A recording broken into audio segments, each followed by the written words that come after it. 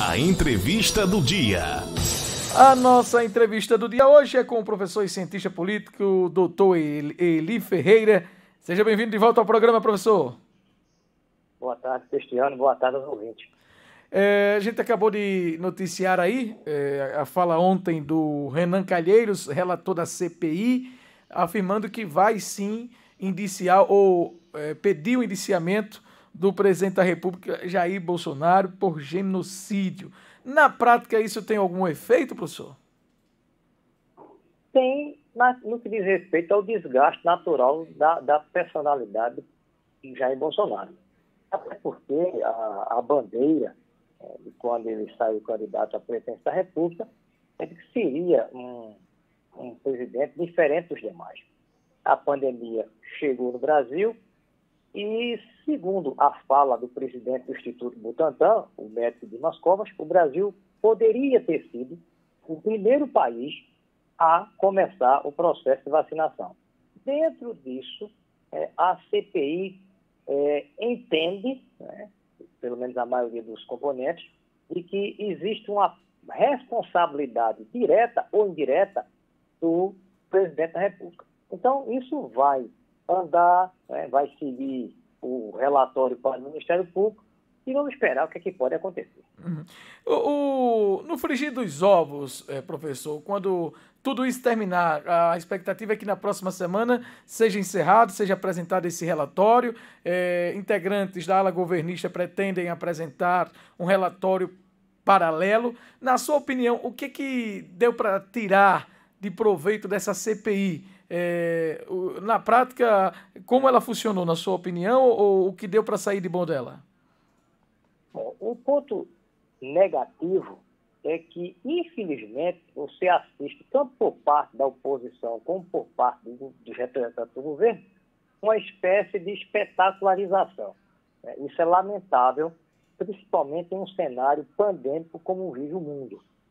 Por outro lado, a CPI fez mostrar alguns fatos que até então se falava, mas não se tinha detalhes.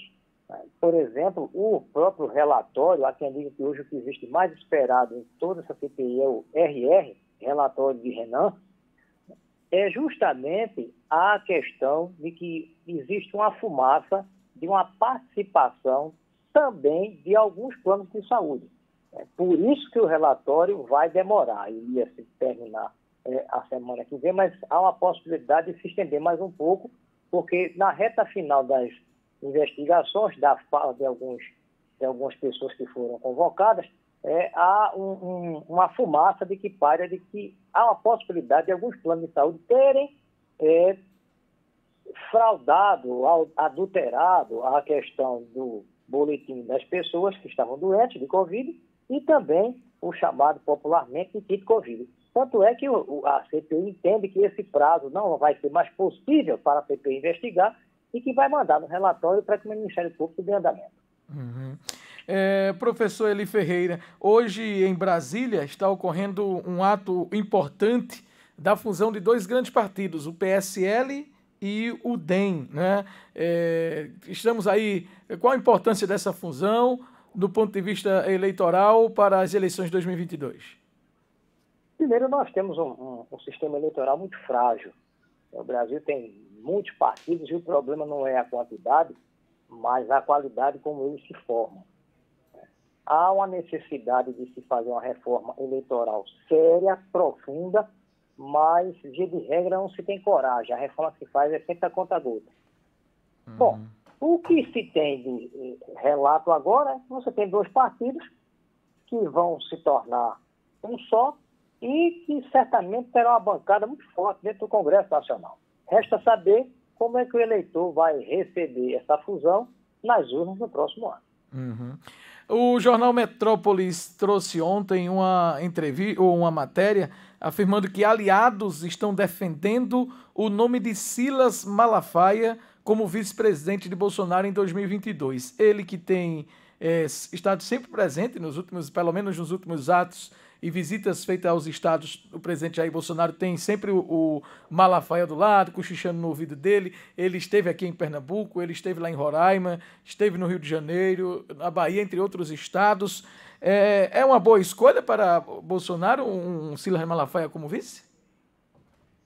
Vice, Cristiano, ele tem que ser aquela pessoa, se não soma, pelo menos que ele não divida. O vice tem que ser aquela pessoa que agregue e que seja discreto.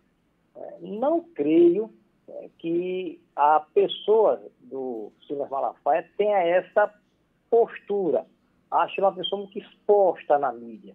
Não sei se caso seja candidato a vice e caso o presidente venha a ser reeleito, se não terão problemas logo no início do governo entre ambos.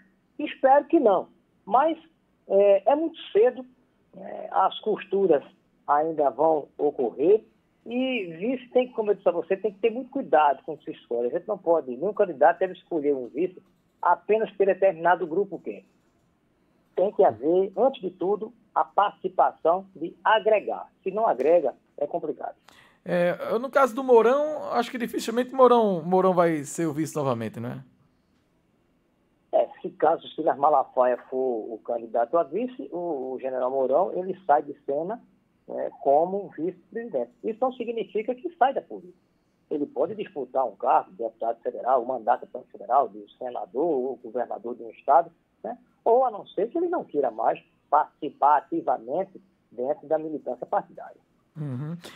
Professor Eli Ferreira, a Câmara vai propor uma unificação de impostos, de tributos, e aumentar também o imposto de bebidas, numa tentativa de diminuir o preço do combustível. No caso da cota ou do cálculo do ICMS, do PIS/COFINS, dos impostos que fica a cargo de cada estado e que aí acaba o governo, inclusive federal, responsabilizando os estados pelo aumento exorbitante no preço do combustível, mas, na verdade, o que acontece é que o Arthur Lira está entrando em jogo para tentar padronizar a negociação do preço do combustível ou da tributação para que haja uma diminuição ou, pelo menos, um freio. O senhor acha que isso é possível? Essa é outra reforma que precisa ser feita de forma séria e enérgica, a reforma tributária. O Brasil tem uma carga tributária muito alta, e geralmente quem é mais penalizado são as pessoas mais pobres. Nós temos tributos altíssimos e, infelizmente, a população não vê isso revertido em melhoria dele. Espero que haja uma sensibilidade por parte da Câmara Federal e que realmente isso seja aprovado e seja posto em prática. Porque, infelizmente, nós não assistimos essas mudanças melhorarem e chegar até a casa do povo, principalmente aqueles que moram nos rincões desse país. Uhum. Por último, o ministro da Economia, Paulo Guedes, já recebeu 3 convites para explicar os offshores, os supostos paraísos fiscais em outros países e vai ter que se explicar. Isso politicamente implica em alguma situação? Ele pode ser punido de alguma forma? Cometeu alguma irregularidade? Há quem diga que os dias dele no Ministério estão contados. Se isso ocorrer, Cristiano, é muito ruim para o governo.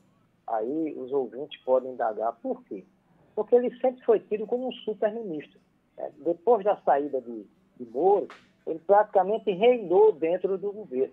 A gente lembra muito bem que na campanha eleitoral o próprio presidente dizia que Paulo Guedes era uma espécie de posto e citava o nome de um posto famoso que era referência para ele. Então, de modo que, na hora que a figura de Paulo Guedes começa a ser arranhada e com a possibilidade de sofrer sanções penais, isso fragiliza muito a credibilidade do governo. Por isso que dizem que a pessoa de Paulo Guedes no Ministério encontra-se com os dias contados. Uhum. Vamos aguardar os próximos capítulos. Professor Eli Ferreira, cientista político, doutor Eli, obrigado, uma boa tarde para o senhor, até a próxima, viu? Um abraço a você, um abraço aos ouvintes, e é sempre um prazer poder participar do seu programa. O prazer é todo nosso. Um ótimo dia, professor Eli Ferreira, aqui no programa Pernambuco no Ar.